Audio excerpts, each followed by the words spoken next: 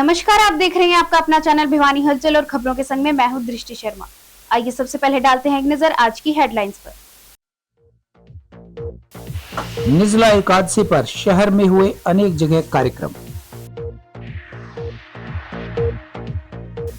गोरक्षा जल भिवानी ने गोवंश को सत्तू पिलाने का चलाया अभियान। सीएम फ्लाइंग ने मारी भिवानी नगर परिषद में रेड, 5 घंटे तक चली छापेमारी। सरकारी अस्पताल में जन समस्याओं के चलते पीएमओ को दिया ज्ञापन। प्रदेश सरकार 24 लाख हरियाणा वासियों को दे रही है पेंशन, बताया कैबिनेट मंत्री कृष्ण बेदी ने। भिवानी के निजी रेस्टोरेंट में 240 से अधिक छात्रों को किया गया सम्मानित। और अब खबरें विस्तार से। निर्जला एकादशी के अवसर पर नगर में अनेक स्थानों पर छबील लगाई गई और आने जाने वाले राहगीरों एवं चालकों को शरबत पिलाया गया। जोगीवाला मंदिर के महंत वेदनाथ ने बताया कि जेठ के पूरे महीने में पानी पिलाना और भूखे को भोजन करवाना सच्चा धर्म है। वहीं महंत चरणदास जी महाराज ने निर्जला एकादशी की विस्तार से जानकारी देते हुए कहा कि प्यासे को पानी पिलाना ही सबसे बड़ा धर्म है। वेस्ट कॉलेज के प्रिंसिपल संजय गोयल ने बताया कि एकादशी पर नॉन टीचिंग व टीचिंग स्टाफ ने मिलकर पानी की छबील लगाई है। निर्जला एकादशी के दिन शहर में अनेक जगहों पर शरबत की छबील लगाई गई व अनेक स्थानों पर लोगों को भोजन भी करवाया गया। इस अवसर पर जोगीवाला मंदिर के महंत वेदनाथ महाराज ने बताया कि आज के दिन जो निर्जला का व्रत करते हैं उनको स्वर्ग का रास्ता मिलता है। उन्होंने कहा कि इसमें जल का दान सबसे बड़ा दान है और कहा कि इस दिन जल के पात्र का दान करना चाहिए। तो ये ज्येष्ठ का महीना है, सबसे बड़ा महीना होता है और ग्रीष्म काल का ये ज्येष्ठ जो हमारे सनातनी जो चैत्र मास से ही महीना जो लगता है, क्योंकि अंग्रेजी महीनों में तो जनवरी फरवरी से चलता है और हमारे शास्त्रों के और उसमें चैत्र महीने से चलता, चैत्र वैशाख जेठ। तो अब जेठ का जो महीना है सबसे बड़ा महीना है। ज्येष्ठ का मतलब होता है बड़ा। इस महीने में सूर्य की किरणें सबसे ज़्यादा प्रबलित होती हैं। सूर्य की उपासना और भगवान शिव आदि अनादि की उपासना, उसके जन्म विष्णु भगवान की आराधना इसमें की जाती है। इसमें हर तिथियां के अनुसार जो जैसी भी तिथि के अंदर जो जो भी देवता की उपासना की जाती है, तो इसमें भगवान विष्णु की 11 पूजा की जाती है। और आज निर्जला 11 है, सबसे बड़ी 11 मानी जाती है। निर्जला का मतलब होता है निराहार, किसी प्रकार का जलपान भी ना किया जाए। तो उसमें क्या होता है कि हमारी प्रतिज्ञा एक हम धारण करते हैं, हम मन चित्त वृत्ति को शुद्ध करने के लिए पूर्ण रूप से एक धारणा करते हैं। व्रत का धारण, कुछ धारणा करना कि हम व्रत रात करें तो हमारी आत्मा शुद्धि हो, भगवान का भजन हो, उसके लिए ये किया जाता है। उनके साथ निर्जला काल में विद्वानों ने ये बताया है कि महाभारत में भी भीष्म ने मांगी थी ये कि भी मैं हर साल हर 11 व्रत नहीं कर सकता, इतनी भूख नहीं। तो उन्होंने साल में यदि एक निर्जला 11 कर लेगा तो वो पूरी 12 की 12 1100 का ही इतना ही पुण्य है जितना एक निर्जला 11 होता है। सभी को प्रणाम जी। आज निर्जला एकादशी की आप सबको बधाई हो। आज निर्जला एकादशी के उपलक्ष्य में हमने जलपान की, मीठे पानी की व्यवस्था की है, जो कि श्रद्धालु अपने श्याम देवी और पूरा स्टाफ, समस्त स्टाफ लग के सब आने जाने वालों को पूरा जलपान की व्यवस्था करा रहा है और निर्जला एकादशी को धूमधाम से मना रहा है। महंत चरणदास महाराज ने बताया कि मनुष्य के अंदर धर्म करने की उन्होंने जो भी कहा, पानी पिलाने के लिए सबसे बड़ा धर्म होता है, वह पुण्य का कार्य माना जाता है। इसके साथ ही साथ उन्होंने निर्जला एकादशी पर्व के बारे में विस्तार से जानकारी दी। निर्जला एकादशी है, एकादशी में सबसे बड़ी एकादशी। ये कहीं न कहीं हमें उस धार्मिक भावनाओं से, सनातन से और हमारी पुरानी संस्कृति है उसे जोड़ने का एक माध्यम है, क्योंकि आज इस दिन लगभग हमारे पूरे देश और प्रदेश में जो धर्म को मानने वाले हैं, इन चीज़ों को जानते हैं, इन चीज़ों से जुड़े हैं, और कहीं से धर्म कर्म करने की एक अपनी उनकी कोशिश, हर मंदिर में जा कर के अपना जो है फल फ्रूट देना है, चीनी देनी है, पानी भिजवाना है, और ये अनेक तरह की छबीलें भी शहर में लगेंगी, ये लग रही हैं। कार्यक्रम चल रहा है पूरे शहर में, जिसकी जितनी भी अपनी शक्ति है उसके हिसाब से वो उसमें कहीं न कहीं अपना सहयोग करता है। और एकादशी के इस कार्यक्रम में जो हमारी कथा चल रही है, आज छठा दिन है। राधा रुक्मिणी का आज एक विवाह शादी कार्यक्रम रहेगा, भव्य कथा है। उसमें भी यही है कि हम अपनी संस्कृति को पहचाने, अपने धर्म को पहचाने, परंपराओं से जुड़ करके कहीं न कहीं अपना और अपने समाज का और अपने देश का विकास करें। पूर्व मंत्री रामभजन अग्रवाल के पौत्र मीनू अग्रवाल ने कहा कि वो पूरी गर्मी लोगों को पानी पिलाते हैं और भूखों को भोजन करवाते हैं। उन्होंने कहा कि किरण चौधरी के जन्मदिवस के उपलक्ष्य में विशेष रूप से छबील लगाई गई है और लोगों को प्रसाद वितरित किया गया है। निर्जला गैरेज है और साथ में मैडम किरण चौधरी के 2 दिवसीय तो जन्मदिवस की है, उसके दूसरा दिन है और बड़ा ही सौभाग्यशाली दिन है कि आज मैडम का कल जो बर्थडे 2 दिवसीय बनाया था उसमें निर्जला गैरेज भी पड़ी है। इसके लिए हमने कल सुबह सैनी धर्मशाला में पौधारोपण किया था, जो कि एक पौधा माँ के नाम तो हमने मैडम किरण चौधरी को समर्पित किया था। और साथ में फिर हनुमान जोड़ी धाम में भी पौधे लगाए। उसके बावजूद फिर हमने एक कैंप लगाया और इंडस्ट्री एरिया की तरफ से भी पौधे लगाए गए। आज इसी कड़ी में सुबह गौशाला में हमने हरा चारा, गुड़, सौमनी ये सब चीज़ें की और पौधे लगाए। अभी ये छबीली लगाई गई है, ये सब मैडम के जन्मदिवस और उनकी दीर्घ आयु की, उनकी स्वास्थ्य की, उनकी उन्नति की कामना के लिए दिन दोगुनी रात चौगुनी उन्नति करे, ऐसी हमारी कामना है। वैश्य कॉलेज के प्रिंसिपल संजय गोयल ने बताया कि महाविद्यालय के नॉन टीचिंग व टीचिंग स्टाफ ने मिलकर पानी की छबील लगाई गई है और महाविद्यालय के बाहर 5000 गिलास पानी का शरबत बनवाया गया है। उनका कहना था कि अगर कोई भी महिला या पुरुष इस दिन बिना पानी पिए और बिना खाए व्रत करता है तो वह सीधा स्वर्ग में जाता है। यही एक पुरानी कहावत भी है। आज निर्जला एकादशी पर वैश्य महाविद्यालय के नॉन टीचिंग और टीचिंग स्टाफ ने मिलकर ये आज छबील लगाई है, जिसमें लगभग हम 5000 गिलासी जो है पानी के ठंडाई के बनाएंगे और इस तपती गर्मी के अंदर राहगीरों को कुछ सहूलियत मिल सके, इसलिए हमने ये बाहर छबील वैश्य कॉलेज के बाहर लगाई है। हिंदू धर्म में गाय को माता का दर्जा दिया गया है। इसी सोच के साथ निर्जला एकादशी पर गोवंश की सेवा का अभियान चलाते हुए गौ सेवकों ने गोरक्षा दल के प्रधान संजय परमार के नेतृत्व में एक विशेष अभियान चलाया, जिसके तहत शहर भर के बेसहारा गोवंश को गुड़ व जौ के मिश्रण से बने आयुर्वेदिक सत्तू को पिलाया गया। इसकी शुरुआत सिद्धपीठ बाबा जहरगिरी आश्रम के महंत डॉक्टर अशोक गिरी महाराज ने हरी झंडी दिखाकर की और धर्म कर्म के साथ लोगों को गोवंश की सेवा को भी जीवन का हिस्सा बनाने का आह्वान किया। निर्जला एकादशी पर गौ सेवकों ने शहर भर के बेसहारा गोवंश को गुड़ व जौ के मिश्रण से बने आयुर्वेदिक सत्तू को पिलाया। इस सत्तू को अंतर्राष्ट्रीय श्री महंत डॉक्टर अशोक गिरी महाराज द्वारा गुड़, जौ व हल्दी सहित विभिन्न आयुर्वेदिक औषधि से बनवाया गया था, जिससे गोवंश की रोग प्रतिरोधक क्षमता बढ़ने के साथ ही उनकी पाचन शक्ति में भी वृद्धि होती है। वहीं हर वर्ष की तरह इस बार भी चिनार फैब्रिक्स से नंद किशोर अग्रवाल ने गोवंश को सत्तू पिलाने के लिए पानी का टैंकर मुहैया करवाया। अभियान को हरी झंडी दिखाते हुए अंतर्राष्ट्रीय श्री महंत डॉक्टर अशोक गिरी महाराज ने कहा कि सनातन धर्म में निर्जला एकादशी के दिन पानी पिलाने को सबसे बड़ा पुण्य का कार्य माना जाता है और यह पुण्य उस समय और अधिक बढ़ जाता है जब सेवा गोवंश की हो। गोरक्षा दल भिवानी के प्रधान संजय परमार ने कहा कि जब भी धर्म कर्म की बात आती है तो इंसान सिर्फ दूसरे इंसान की सेवा भाव की सोच रखता है, जबकि धर्म कर्म के नाम पर गोवंश की सेवा करने का विचार सबसे पहले आना चाहिए, क्योंकि हिंदू धर्म के अनुसार गाय में 36 करोड़ देवी देवता निवास करते हैं। पिछले कई सालों से हर वर्ष की भांति निर्जला एकादशी पर बाबा अशोकगिरी जी के सानिध्य में हम ये प्रोग्राम करते हैं। बाबा अशोकगिरी जी से के सानिध्य में हमारा जो ये प्रोग्राम है लगातार चला हुआ है।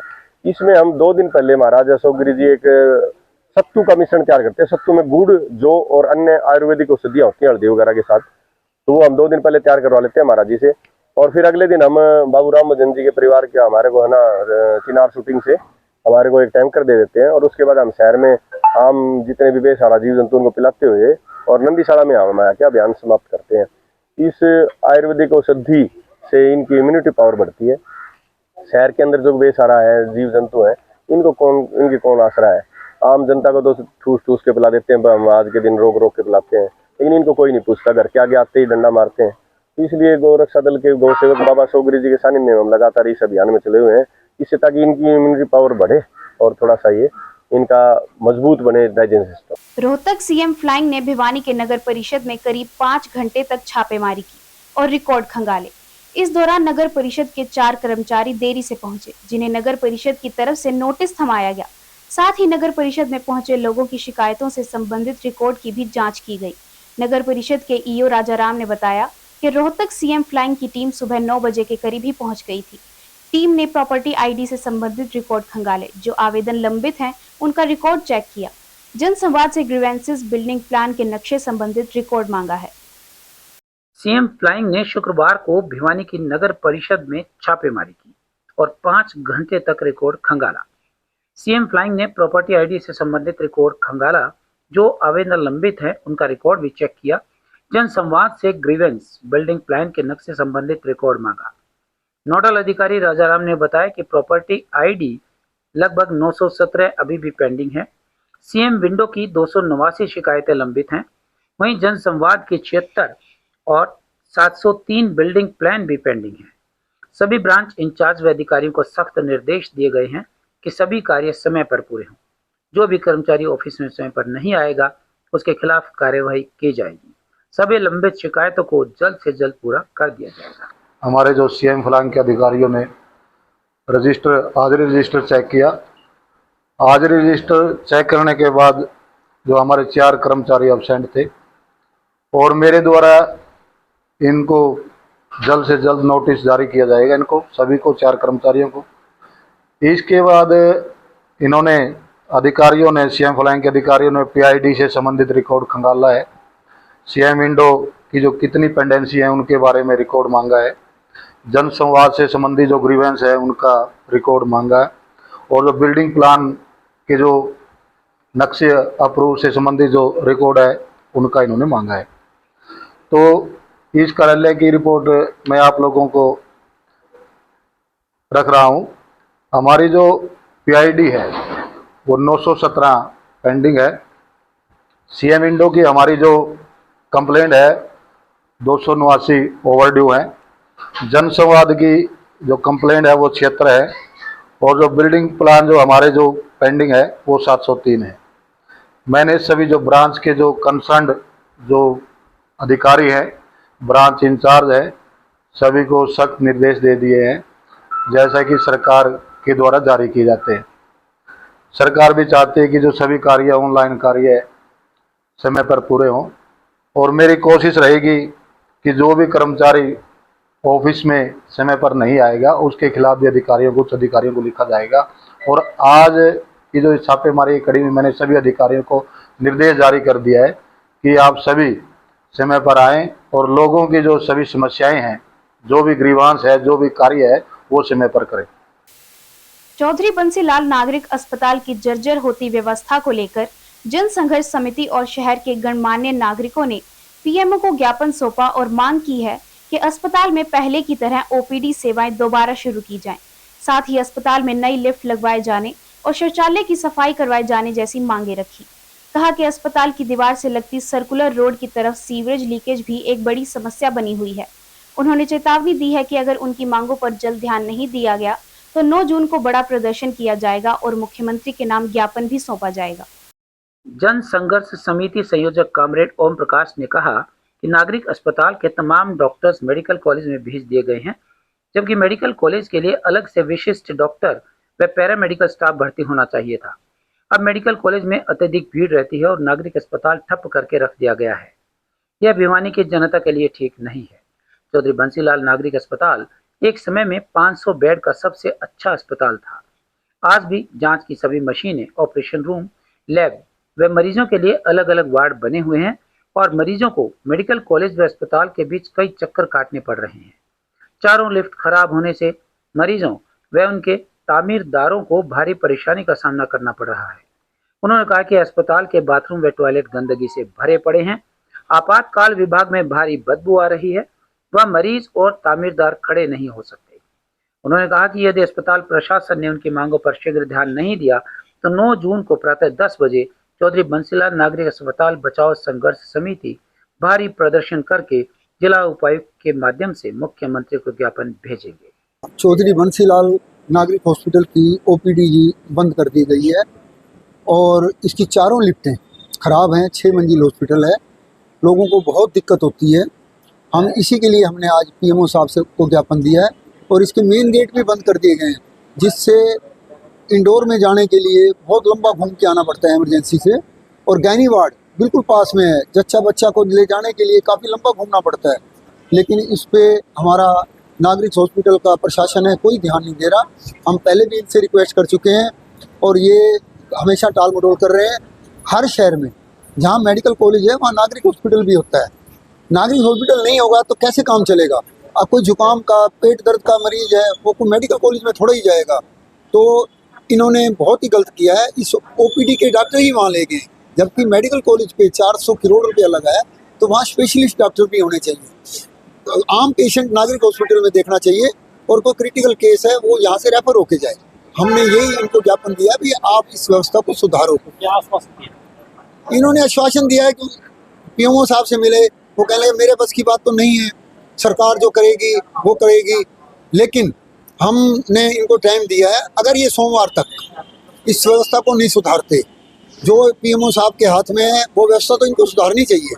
बाथरूम सड़े पड़े हैं, जैसे अभी कामरेड जी बोले हैं, इमरजेंसी में इतनी समय लग खड़ा नहीं हुआ जा रहा, पीएमओ साहब खड़ा होकर दिखाएं यहाँ पर। मैं कामरेड ओम प्रकाश, संयोजक जनसंघर्ष समिति।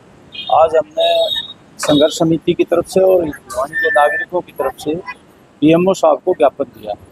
उसमें हमने मांग की है कि एक तो ओपीडी यहाँ बिल्कुल बंद कर दी, जो चौधरी बंसीलाल नागरिक अस्पताल है उसमें दोबारा से ओपीडी लगाई जाए। वहाँ भीड़ भी ज़्यादा हो जाती है, वही डॉक्टर वहाँ भेज दिए, इसका कोई फ़ायदा नहीं है।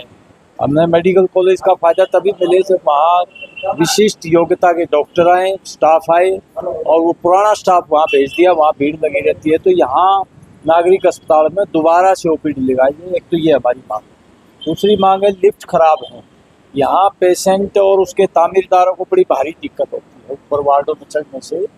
तो अभी चारों लिफ्ट जो है ना खराब हो चुकी हैं, जर्जर हो चुकी हैं। तो उन्होंने आश्वासन दिया है कि बजट आया हुआ है 77 लाख का और एक हफ्ते के अंदर अंदर लिफ्ट हम लगवा देंगे, नई लिफ्ट, ये उन्होंने वादा किया। दूसरा, हमने ये गेट बंद कर देते हैं, भाई ये गेट क्यों बंद करते हैं? नागरिक अस्पताल का ये गेट खोला जाए और साथ में एक दीवार के साथ जो है ना सीवरेज का पानी जो है निकल रहा है तो उसको बंद करवाया जाए। वो कह रहे हैं कि हमने लेटर भी लिखे हैं, लेकिन नगर ये जो पब्लिक हेल्थ डिपार्टमेंट है ये ठीक नहीं कर रहा। उसकी कॉपी मांगी है हमने, तो उन्होंने कहा कि हम देंगे, तो ताकि दरबार में इसको दोबारा से उठाया जा सके। पहले भी हमने उठाया था। तो हमारी यही अपील है, जो बाथरूम वगैरह हैं उनको साफ करवाया जाए। अभी आ रहे थे महताजीर, हम इमरजेंसी में इतनी बदबू मार दी है, कोई सफाई की व्यवस्था की तरफ ध्यान नहीं दिया था। उनकी डिमांड थी क्योंकि भाई एक तो ओपीडी चलाएं, क्योंकि पहले ओपीडी जो पुरानी चल रही थी, एक तो थोड़ी ओपीडी, क्योंकि मेडिकल कॉलेज की नई ओपीडी तैयार हो गई है, लेकिन वो ओपीडी भी ज़रूरी थी क्योंकि प्राइम मिनिस्टर का उद्घाटन करवाना था। लेकिन सबसे सुविधा तो उस ओपीडी में है, क्योंकि मेडिकल कॉलेज के बड़े बड़े डॉक्टर जो ऐसे भी असिस्टेंट एसोसिएट प्रोफेसर आने हैं, लेकिन ये सारा क्योंकि अपग्रेडेशन हुआ है, लेकिन उस ओपीडी में और इस ओपीडी में कोई फ़र्क नहीं है। इसलिए इनकी ये डिमांड थी भाई एक ओपीडी चलाएं, लेकिन ऐसा पॉसिबल नहीं हो सकता क्योंकि ये सरकार का मैटर है। सरकार भाई कहेगी तो हम चलवा देंगे। जो लिफ्ट खराब हो रखी है तो भी चलाया जाए। देखो, लिफ्ट काफ़ी दिनों से ख़राब है, बहुत पुरानी है, जब से ये बना था हॉस्पिटल, जबकि लिफ्ट लगी हुई है उसका, क्योंकि हम बजट मांगते रहे सरकार से, बजट आ चुका है, लेकिन इसको जल्दी ही हम इसका नई लिफ्ट लगेंगी जल्दी, क्योंकि PWD को हम पैसा कन्वर्ट कर देंगे, क्योंकि पैसा आ चुका है उसका। देखो, वो MC का एरिया होता है, क्योंकि हमारे मेडिकल कॉलेज परिसर में नहीं है, क्योंकि उसका एरिया कि कई बार मैं भी बात कर चुका हूँ चेयरमैन साहब से। एक तो खासकर ये हमारा जो मंडी लगी हुई है, सब्जी मंडी लगी हुई है दीवार के साथ, उसके बारे में बात करी, और जो बिल्कुल गंदा दीवार के साथ है, पानी भी है और वैसे भी क्योंकि लोग पेशाब पुसूब कर जाते हैं, उसके बारे में, क्योंकि मैं तो उससे भी काफ़ी रिक्वेस्ट कर सकता हूँ MC के चेयरमैन साहब से भी, ये इसका सोल्यूशन करो। और दीवार तो परिसर का है सबसे ज़्यादा, हमारा तो परिसर है, क्योंकि इसमें सिविल हॉस्पिटल में है, उस परिसर को तो आप देख सकते हो कि कितना साफ़ सुथरा भी है। वैसे थोड़ा बहुत तो कहीं न कहीं दिक्कत है, लेकिन उसकी प्रयास है हमारा भाई जल्दी ठीक हो जाए सब कुछ।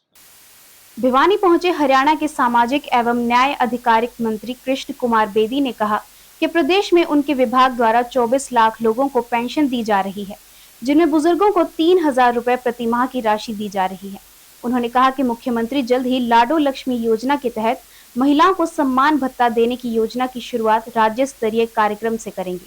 बताया कि अब 60 वर्ष की आयु पूरी होने से पहले ही बुजुर्गों के घर जाकर पेंशन बनाई जा रही है।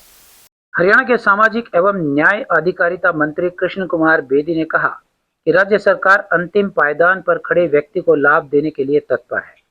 उन्होंने कहा कि उनके विभाग के माध्यम से जल्द ही लाडो लक्ष्मी योजना को व्यावहारिक रूप दिया जाएगा। इसके अलावा दिव्यांगों को आरक्षण बढ़ाकर 3 से 4% भी किया गया है।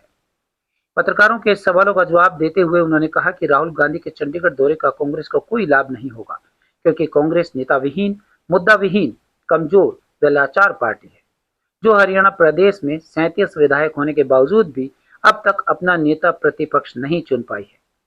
उन्होंने कहा कि कांग्रेस का व्यापक जनाधार अब नहीं बचा है। वहीं उन्होंने आर्थिक आधार पर नौकरी लगे युवाओं के मुद्दे पर पूछे एक सवाल पर कहा कि कोर्ट में कोई भी व्यक्ति जा सकता है, उस पर राज्य सरकार का कोई जोर नहीं चलता। हालांकि राज्य सरकार युवाओं को रोजगार देने के पक्ष में है। बेरोजगारी की बात है तो सबसे ज्यादा रोजगार पैदा किसने किए? बिना पर्चे और बिना खर्ची की सरकार किसने चलाई?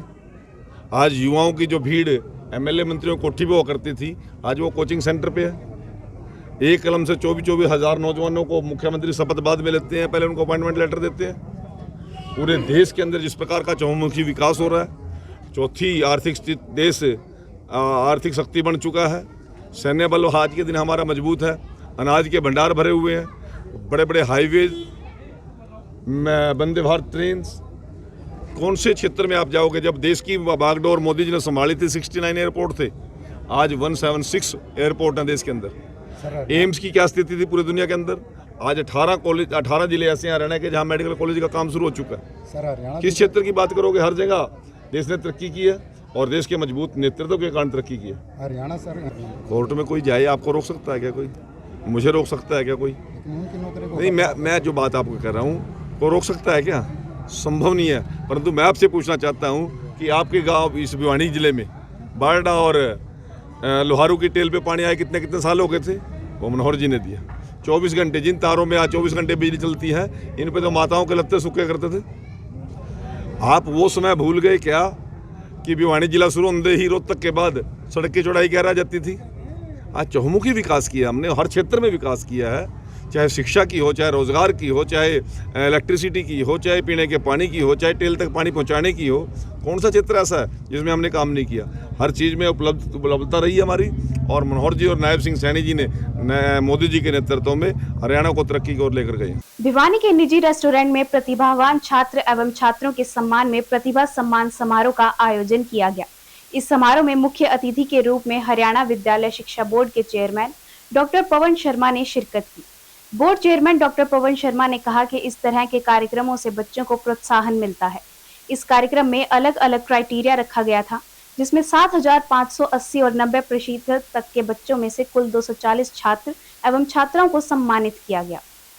भिवानी के निजी रेस्टोरेंट में प्रतिभावान छात्रों का सम्मान करने के बाद board chairman doctor Pawan Sharma ने कहा कि एस्टेट को लेकर हरियाणा विद्यालय शिक्षा बोर्ड की तैयारी जोरों पर चल रही है और सभी ब्रांचेस अपना काम ईमानदारी से कर रही हैं। 26 और 27 जुलाई को एस्टेट की परीक्षाएं आयोजित करवाई जाएंगी। उन्होंने कहा कि मुख्यमंत्री और शिक्षा मंत्री के निर्देश पर शांतिपूर्वक ढंग से परीक्षा संपन्न करवाएंगे। कहा कि सीईटी को लेकर भी हरियाणा विद्यालय शिक्षा बोर्ड के द्वारा करवाए जाने पर बात पाइपलाइन में चल रही है। जैसे ही निर्देश मिलेंगे शिक्षा बोर्ड सीईटी परीक्षा करवाएगा। कहा कि हरियाणा विद्यालय शिक्षा बोर्ड सीईटी परीक्षा करवाने के लिए पूरी तरह से सक्षम है। शिक्षा बोर्ड का 56 साल का परीक्षा करवाने का अनुभव रहा है, तो हम सीईटी करवाने के लिए तैयार हैं अगर निर्देश मिलते हैं तो।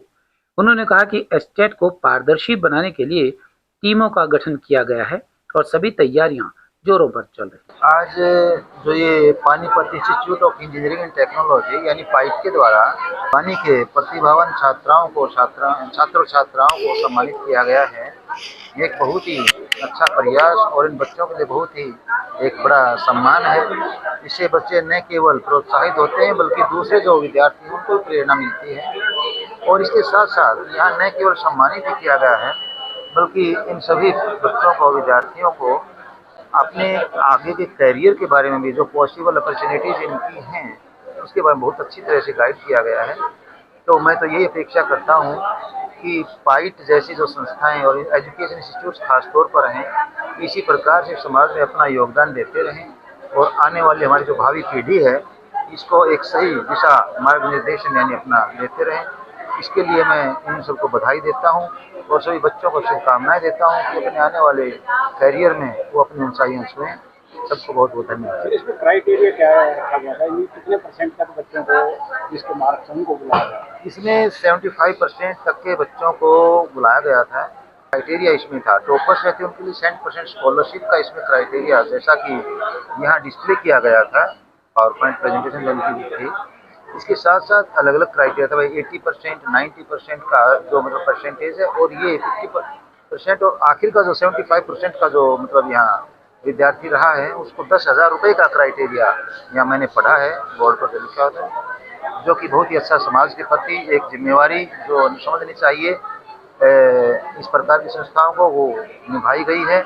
और सभी विद्यार्थियों को, सभी जो अचीवर्स हैं उनको जो प्रोत्साहित किया गया है वो बहुत ही अच्छी बात है। देखिए, हमारा जो पहले औचित्य जो है कि हम प्रतिभा को पहले हम आइडेंटिफाई करें और उसको प्रोत्साहित करें, और ये सिर्फ एक परसेंटेज बेसिस के ऊपर ही हम स्कॉलरशिप बच्चों को प्रोवाइड नहीं करते हैं।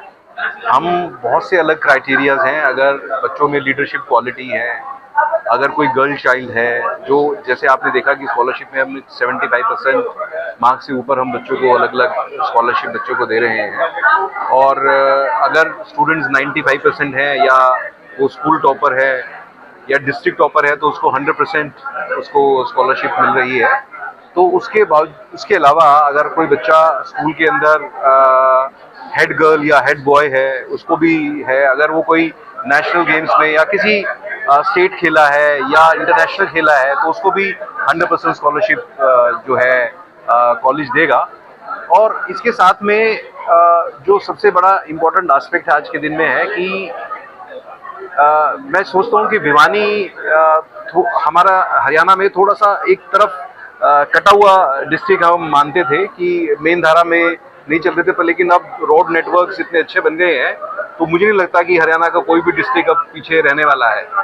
तो और उस कनेक्टिविटी के अंदर हम उस चीज़ को जोड़ना चाहते थे कि हरियाणा के अंदर वो कल्चर आज भी है, और आज जो पाइट का विजन है, जो हम एक नए एजुकेशन को लेके चलना और साथ में संस्कृति को लेके चलना, क्योंकि आज हम इन बच्चों को दिखाते हैं कि बच्चे बहुत ज़्यादा नशे की तरफ ज़्यादा जाते हैं या भूल जाते हैं कि उनका ऑब्जेक्टिव क्या है, उनको क्या बनना चाहिए लाइफ में। तो पाइट का ये एक वो सिद्धांत है कि हम अपने संस्कृति के साथ जोड़ें, सस्टेनेबिलिटी के साथ जोड़ें कि आज बच्चों के सब कुछ नहीं मिल पा रहा तो वो कैसे पर्यावरण को साथ लेके चलें। तो ये प्रतिभा सम्मान समारोह हम अलग अलग एडिशंस करते हैं। तो आज हम पहली बार भिवानी में एडिशन कर रहे हैं, जिसमें से जिन बच्चों ने, चाहे वो गवर्नमेंट स्कूल के हों या CBSE स्कूल के हों, जिन्होंने 75% से ज़्यादा स्कोर किया है उनको हमने फेलिसिटेट किया है। इसका कारण यही है कि हम बच्चों को सपोर्ट करना चाहते हैं, उनका मोरल करना चाहते हैं कि बच्चे अच्छा करियर चूज़ कर सकें, उनको अच्छी करियर गाइडेंस मिल सके और वो अपने लिए सही डिसीजन लें।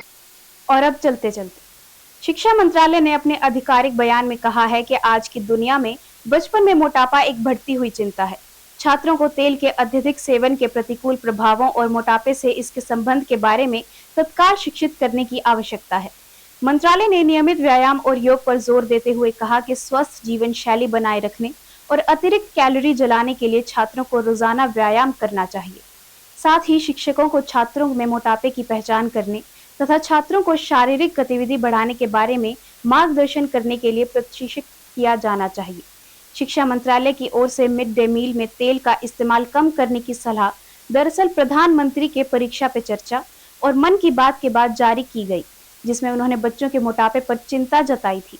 प्रधानमंत्री ने मन की बात के 119वें एपिसोड में मोटापे पर ओलंपिक खिलाड़ी नीरज चोपड़ा, निखत जरीन तथा स्वास्थ्य विशेषज्ञ देवी शेट्टी से हुई बातचीत सुनाई और कहा था कि खाने में तेल के कम उपयोग और मोटापे से निपटना केवल व्यक्तिगत विषय नहीं बल्कि यह परिवार के प्रति हमारी जिम्मेदारी भी है।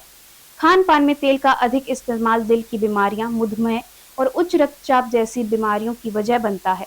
उनका कहना था कि हर महीने तेल की खरीद में 10% कमी मोटापा कम करने की दिशा में अहम कदम साबित होगा। ज्यादा चिंता की बात यह है कि बच्चों में मोटापे की परेशानी 4 गुना बढ़ गई है। मोटापा जिस तरह एक बड़ी समस्या बनता जा रहा है, उससे निपटने के लिए आज ऐसी अभियानों की जरूरत है। और अब जाने से पहले एक नजर आज की हेडलाइंस पर। निर्जला एकादशी पर शहर में हुए अनेक जगह कार्यक्रम। गोरक्षा जल भिवानी ने गोवंश को सत्तू पिलाने का चलाया अभियान। सीएम फ्लाइंग ने मारी भिवानी नगर परिषद में रेड, 5 घंटे तक चली छापेमारी। सरकारी अस्पताल में जन समस्याओं के चलते पीएमओ को दिया ज्ञापन। प्रदेश सरकार 24 लाख हरियाणा वासियों को दे रही है पेंशन, बताया कैबिनेट मंत्री कृष्ण बेदी ने। भिवानी के निजी रेस्टोरेंट में 240 से अधिक छात्रों को किया गया सम्मानित। अब मुझे दीजिए इजाजत और देखते रहिए आपका अपना चैनल भिवानी हलचल।